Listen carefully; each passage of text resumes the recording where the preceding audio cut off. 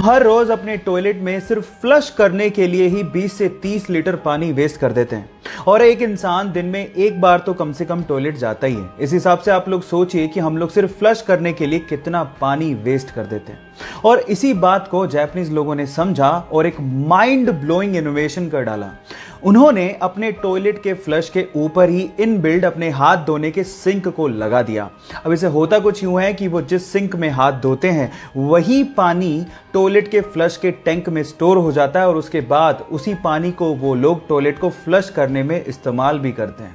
कैसा लगा आप लोगों को ये माइंड ब्लोइंग आइडिया? और क्या आप भी चाहते हैं कि इंडिया में ऐसा इनोवेशन इस्तेमाल होना चाहिए? चैट सेक्शन में लिखना मत भूलिएगा। क्या आपको पता है कि इस दुनिया का सबसे हल्का सॉलिड मटेरियल कौन सा है? डोंट वरी, मैं आपको बताता हूं। वो है एरोजेल, जो कि 99.8% एयर से बना होता है। ये सुन के आप लोग हैरान रह गए ना?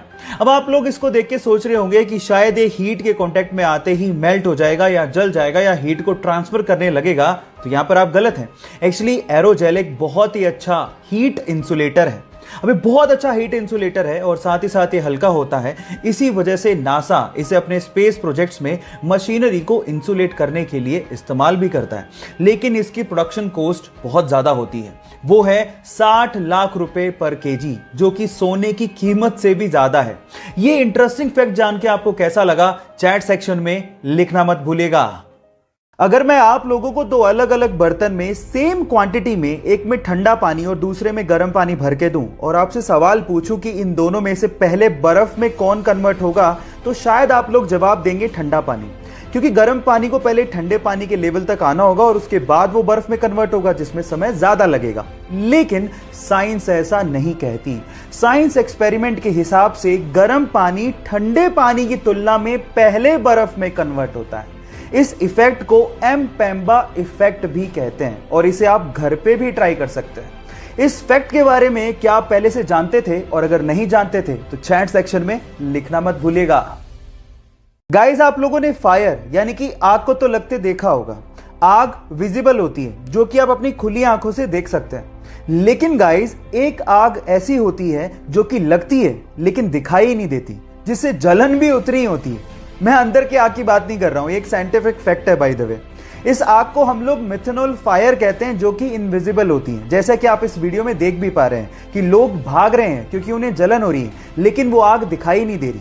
एक्चुअली नॉर्मल फायर और मिथेनॉल फायर में यही फर्क होता है कि मिथेनॉल फायर इनविजिबल होती है। एक्चुअली वो डे लाइट में नहीं दिखती, लेकिन रात में वो ब्लू कलर की दिखाई देती है। क्या आप लोग मिथेनॉल फायर के इस फैक्ट को जानते थे? और अगर नहीं जानते थे तो चैट सेक्शन में लिखना मत भूलिएगा। यूके का एक सिटीजन केन विलमन ऐसे ही एक दिन बीच में घूम रहा था। अचानक से उसकी नजर एक पीले बदबूदार पत्थर पे पड़ती है। वो उस पीले बदबूदार पत्थर को घर लेके आता है और उसकी जांच करता है। जांचने पर पता लगता है कि ये पीला बदबूदार पत्थर और कुछ नहीं बल्कि व्हेल की एक उल्टी है। और उसके बाद केन विलमन रातों रात करोड़पति बन जाता है। अब आप लोग कहेंगे कि व्हेल की इस बदबूदार उल्टी के लिए भला इतना पैसा कौन देगा? तो मैं आपको आपकी जानकारी के लिए बता दूं कि व्हेल की इस उल्टी को एम्बर ग्रीस कहा जाता है और इसी एम्बर ग्रीस का इस्तेमाल करते हुए बड़ी बड़ी परफ्यूम कंपनियां अपना परफ्यूम बनाती हैं। लेकिन वेट, ये परफ्यूम में सुगंधी के लिए इस्तेमाल नहीं होता, बल्कि एम्बर ग्रीस में एक ऑर्डरलेस अल्कोहल होता है जिसका नाम है एम्बरीन। और ये एम्बरीन परफ्यूम को लॉन्ग लास्टिंग बनाने में मदद करता है। अब आप समझ ही गए होंगे कि बड़ी बड़ी परफ्यूम कंपनियां इस व्हेल की उल्टी के लिए इतना पैसा क्यों देती हैं। ये इंटरेस्टिंग फैक्ट जान के आपको कैसा लगा? चैट सेक्शन में इस पूरी ही दुनिया का सबसे पहला बिलियनर कौन था? क्या आप ये बात जानते हैं? डोंट वरी, मैं आपको बताता हूं। एक मिलियनर उसे कहते हैं जिसके पास $1 मिलियन यानी कि आज के हिसाब से लगभग 7 करोड़ रुपए हों। और एक बिलियनर उसे कहते हैं जिसके पास $1 बिलियन यानी कि लगभग आज के हिसाब से 7,000 करोड़ रुपए हों। और दुनिया का सबसे पहला व्यक्ति जिसने 1 बिलियन वर्थ को सबसे पहले छुआ था, वो था जॉन डी रॉकफेलर, जिन्होंने 1916 में, जी हां आप ठीक सुन रहे हैं, 1916 में $1 बिलियन की वर्थ के आंकड़े को छुआ था।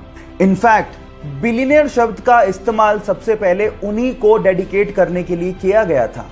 क्या इसके पहले तक इफेक्ट आप जानते थे? और अगर नहीं जानते थे तो चैट सेक्शन में लिखना मत भूलिएगा।